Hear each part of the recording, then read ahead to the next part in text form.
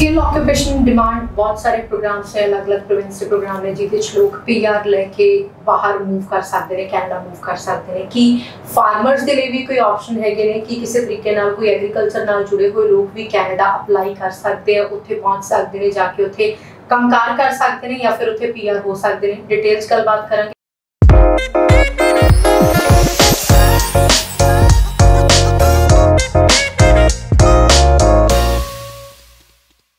मेरे नाल waste overseas दे MD mister Pradeep बालन जी मौजूद ने, नाल दी नाल आरसीआईसी मैंबर मिस्टर जसमीत सिंह भी मौजूद ने। इन्हां दा वेलकम है, स्वागत है। सत श्री अकाल। Thank you sir.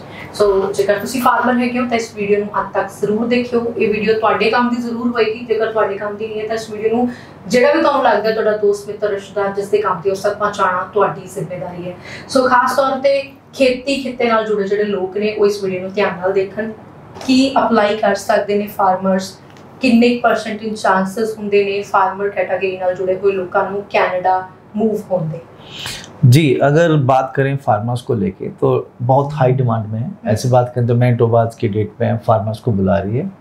2 ईयर का ये वर्क वीज़ा है कैंडिडेट को मिलेगा और उसको वहाँ पे काम करना है कैनेडियन एम्प्लॉयर के साथ और उसके बाद एलिजिबल है वो पीआर भी ले सकता है।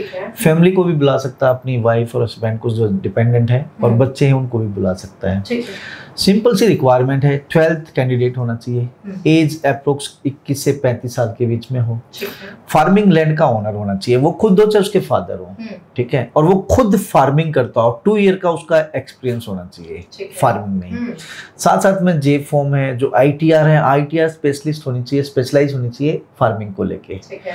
तो आपके पास प्रॉपर्टी है, मतलब फार्मिंग लैंड है और आप वो खुद उसको क्या नाम है एक तरह से क्रॉप कर रहे हैं, उस पर ठीक कल्टीवेट कर रहे हैं, ठीक है, 2 साल का आपका एक्सपीरियंस है और यहाँ पे एक आइल्स भी करनी पड़ेगी। IELTS भी 5 लेवल का आपके पास 4.5 से 5 बैंड के आसपास आपके होने चाहिए, तो आप एलिजिबल हैं, इजीली आप मूव कर सकते हो। राइट, डॉक्यूमेंट्स जिसमें जी केड़े-केड़े रिक्वायरमेंट हैगी है डॉक्यूमेंट्स दी। और एक सवाल जरूर ऐड ऑन करना चाहूँगी, मोस्टली जो नॉर्थ इंडियन दी स्टोरी है कि जिहड़ी प्रॉपर्टी है एग्रीकल्चर दी जिहड़ी लैंड है वो जिन्हें भी अप्लाई करना है उसके नाम ते नहीं हुंदी, ਉਹਦੇ पेरेंट्स या ग्रैंड पेरेंट्स के नाम ते हुंदी है, वो अप्लाई कर सकते हैं। डेफिनेटली मनदीप मैम, अगर गल करिए कि डॉक्यूमेंट्स की चाहिए है, सो ये प्रोग्राम उन्होंने किसान वीरां लई है जिन्हां दे कोल CRS या IELTS का स्कोर घट है, उन्होंने एजुकेशन घट है, सो डेफिनेटली वो डायरैक्ट PR नहीं जा सकते।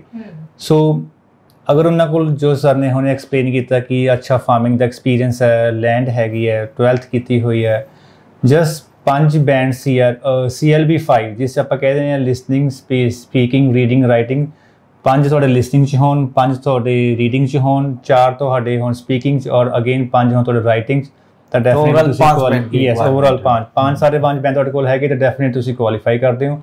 ओके, कमिंग टू डॉक्यूमेंट्स बड़े ही ये ईजी है, अपने हर किसान भरा कोल होंदे है, 12th की होनी चाहिए है, ITRs होन जो सर ने हुणे क्लीयर किया है, प्लस एक बड़ा इंपॉर्टेंट क्वेश्चन होंदा है कि लैंड जिहड़ी तुसीं पुछ रहे थे कि अगर लैंड नहीं हैगी, देखो ये डिपेंड करता है कि किसी को 21-22 साल की एज हैगी है जो मिनिमम रिक्वायर्ड एज हैगी है, अगर उन्हें 12th तो बाद 2 साल का 3 साल का काम किया होया आपने खेत दे विच है ना, तो डेफिनेटली वो अपने फादर तो लैटर ऑफ सपोर्ट नाल अटैच कर सकते हैं, प्लस एक CA रिपोर्ट होवे जिस उन्होंने फादर का नाम होवे, अगेन क्रॉप सेल सर्टिफिकेट्स मिलते हैं जिहड़े अपने आड़तीए तो होंदे है, प्लस जे फॉर्म्स जी sir you right J forms है। सो ये ऑल डॉक्यूमेंट्स जिहड़े हैगे ये प्रूव करते कि तुहाडा एक्सपीरियंस है, जेन्युइन एक्सपीरियंस है। सो डेफिनेटली तुहाडे कोल अगर ये सारी रिक्वायरमेंट्स तुसीं फुलफिल करदे हो तो तुहाडे लिए एक बड़ा ही ईजी वे है, उत्थे जाके काम करो। ये तो प्रॉपर्टी दा हो गया ना कि प्रॉपर्टी तुहाडे नाम दे ऊपर हैगी है। हुण किते ना किते भी शो करना पेगा कि तुहाडे कोई एक्सपीरियंस तजुर्बा भी इन्ने सालों का होना चाहिए, क्योंकि किसी भी डिपार्टमेंट आप अप्लाई करना है तो एक्सपीरियंस किवें शो होएगा फार्मिंग दा, क्योंकि ये किहड़ा नौकरी है कि तनख्वाह। देखो इसमें सर की बात मैं ले रहा हूँ, इंडियन कल्चर की बात करें तो यहाँ पे ना पेरेंट्स के नाम या ग्रैंड पेरेंट्स के नाम प्रॉपर्टी होती है, मतलब जमाबंदी या फर्ज जो भी है। और नेचुरल सी बात है कि अगर आप इंडियन कल्चर को देखोगे, अगर उन्होंने खेवट अगर नहीं अपनी अलग अलग की है तो माइट भी उसके जो एप्लीकेंट के दादा रहे, जो दादा जितने भाई हैं उनके भी नाम हो सकती है, बड़ी टेक्निकल बात है। तो यहाँ इंडिया में देखा गया कि दादा के नाम है, दादा जब एक्सपायर होते हैं तब उनके बेटों के नाम आती है, और जब बेटा जो बाप एक्सपायर होता है तब वो बच्चों के नाम आती है। मोस्टली 90% इंडियन कल्चर में यही है। तो एप्लीकेंट मोस्टली ऐसे होंगे कि उनका वर्क एक्सपीरियंस सेम फील्ड में होगा, वो वर्किंग कर रहे होंगे फार्मिंग में, लेकिन उन जो प्रॉपर्टी ओनर है वो उनके ग्रैंड पेरेंट्स या पेरेंट्स होंगे।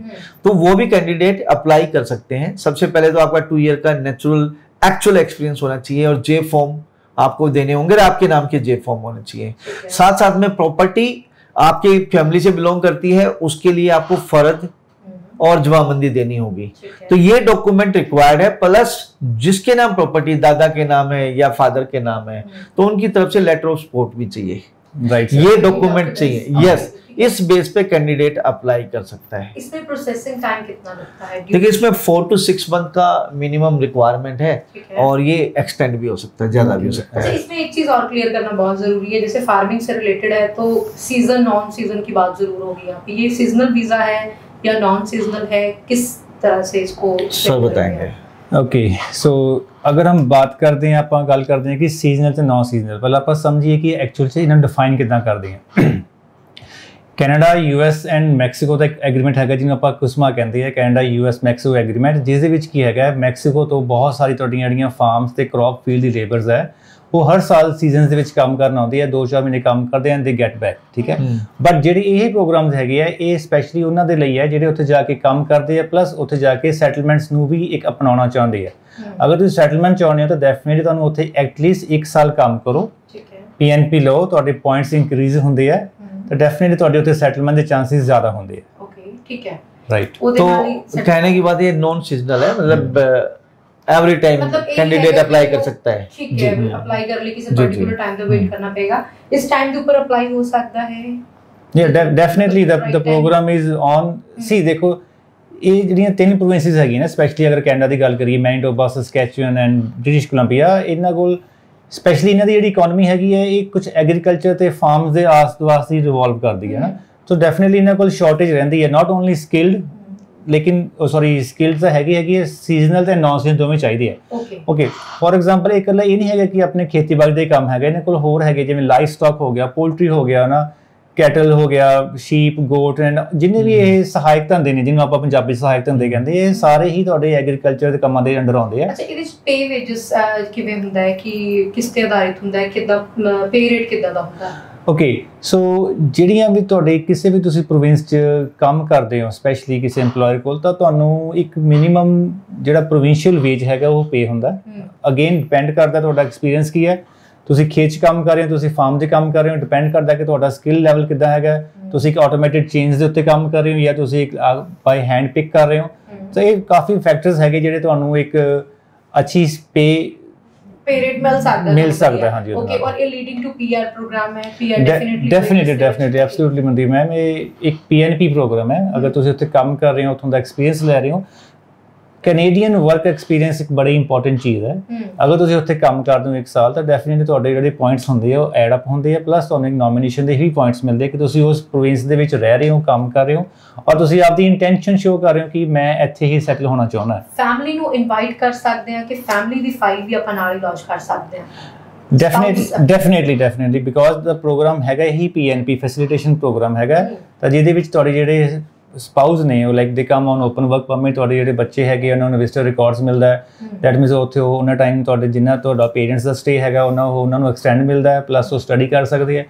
ਸੋ ਔਨ ਐਂਡ ਆਲ ਜਿੰਨੇ ਵੀ ਤੁਹਾਡੇ ਇਹ ਕਹਿ ਲਓ ਵੀ ਫੈਮਿਲੀ ਮੈਂਬਰਸ ਹੈਗੇ ਆ ਉਹਨਾਂ ਨੂੰ ਸਾਰੇ ਹੀ ਕੈਨੇਡੀਅਨ ਰਾਈਟਸ ਮਿਲਦੇ ਆ ਜੋ ਉੱਥੋਂ ਦੇ ਆਮ ਨਾਗਰਿਕਸ ਨੂੰ ਮਿਲਦੇ। ਤੁਹਾਨੂੰ ਹੈਲਥ ਕਵਰੇਜ ਮਿਲਦੀ ਹੈ, ਇੰਸ਼ੋਰੈਂਸਿਸ ਮਿਲਦੀਆਂ, ਸੋ ਤੁਹਾਨੂੰ ਬੈਨੀਫਿਟਸ ਬਹੁਤ ਹੈਗੇ ਇਸ ਚੀਜ਼। ਬਹੁਤ ਸਾਰੇ ਦਰਸ਼ਕਾਂ ਦੇ ਵੀ ਕੁਐਸਚਨ ਹੋਣਗੇ ਕਿ ਮੈਨੀਟੋਬਾ ਚਲੇ ਗਏ, ਉਸ ਤੋਂ ਬਾਅਦ ਜੇ ਅਸੀਂ ਕਿਸੇ ਹੋਰ ਲੋਕੇਸ਼ਨ ਦੇ ਉੱਤੇ ਜੇਕਰ ਮੂਵ ਕਰਨਾ ਹੈ, ਕਿਉਂਕਿ ਰਿਸ਼ਤੇਦਾਰ ਮੋਸਟਲੀ ਬਹੁਤ ਲੋਕਾਂ ਦੇ ਉੱਤੇ ਹੁੰਦੇ ਨੇ, ਤਾਂ ਕਿਸ ਟਾਈਮ ਪੀਰੀਅਡ ਤੋਂ ਬਾਅਦ ਮੂਵ ਕਰ ਸਕਦੇ ਆ ਜਾਂ ਲਾਈਫ ਟਾਈਮ ਉੱਥੇ ਹੀ ਰਹਿਣਾ ਪਏਗਾ?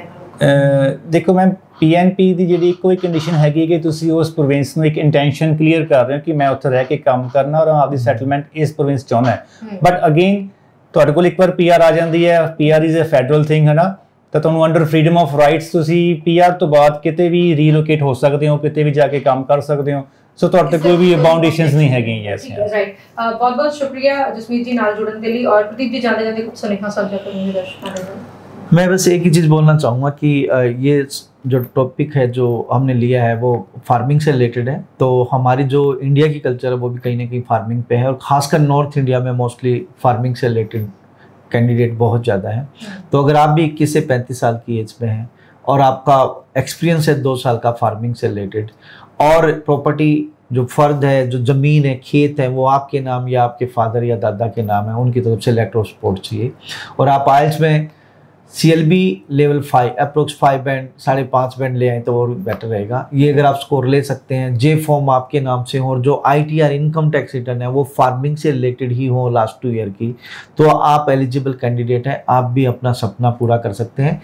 आपको 2 ईयर का ये यहाँ से वीज़ा मिलता है। 1 साल की क्लोज वर्किंग के बाद आप अपनी PR अप्लाई कर सकते हो, और साथ साथ में आप अपने स्पाउस को ओपन स्पाउस वर्क वीज़ा पे बुला सकते हैं, और जो बच्चे हैं वो आपके विजिटर वीज़ा पे मीन वो वहाँ जाके स्टडी कर सकते हैं। तो ये एक बहुत ही सुनहरा मौका है उन कैंडिडेट्स के लिए जो फार्मिंग से रिलेटेड हैं। तो अगर आप भी कनाडा में PR चाहते हैं, कनाडा में सेटल होना चाहते हैं थ्रू PNP प्रोग्राम, तो this is the right program for you. West north की नियरेस्ट ब्रांच में आइए, या जो नंबर चल रहे हैं 9115017017 उस पर कॉल कर लें। आप इंडिया में मिलेंगे इमिग्रेशन लॉयर से, RCIC मेंबर से। कनाडा में जाएंगे तो वहाँ भी हमारे ऑफिस में RCIC मेंबर जो आपकी हेल्प करेंगे। राइट जी, बहुत बहुत शुक्रिया गलबात ਕਰਨ ਦੇ ਲਈ। Thank you so much. ਜੇਕਰ ਤੁਹਾਡੀ ਉਮਰ 21 ਤੋਂ 45 ਸਾਲ ਦੀ ਹੈਗੀ ਹੈ ਔਰ 4 ਤੋਂ 6 ਮਹੀਨੇ ਦੇ ਪ੍ਰੋਸੈਸ ਦੇ ਨਾਲ ਤੁਸੀਂ ਆਪਣਾ ਇਹ ਕੈਟਾਗਰੀ 'ਚ ਅਪਲਾਈ ਕਰ ਸਕਦੇ ਹੋ। ਡਿਟੇਲਸ ਗੱਲ ਕਰਨ ਦੇ ਲਈ ਨੰਬਰਸ ਉੱਪਰ ਕਾਲ ਕਰ ਸਕਦੇ ਹੋ। ਫੀਡਬੈਕ ਦੇਣਾ ਬਿਲਕੁਲ ਵੀ ਨਾ ਭੁੱਲਿਓ, ਔਰ ਇਸ ਵੀਡੀਓ ਨੂੰ ਆਪਣੇ ਗਰੁੱਪਸ ਦੇ ਵਿੱਚ ਫਰੈਂਡ ਸਰਕਲ 'ਚ ਸ਼ੇਅਰ ਕਰਨਾ ਬਿਲਕੁਲ ਨਾ ਭੁੱਲਿਓ, ਕਿਉਂਕਿ ਕਿਸੇ ਨਾ ਕਿਸੇ ਦੇ ਵੀਡੀਓ ਬਹੁਤ ਕੰਮ ਆਉਣ ਵਾਲੀ ਹੈ। ਸੋ ਫਿਰ ਤੋਂ ਹਾਜ਼ਰ ਹੋਵਾਂਗੇ, ਧਿਆਨ ਰੱਖੋ ਜੀ। ਸਤਿ ਸ਼੍ਰੀ ਅਕਾਲ। Thank you.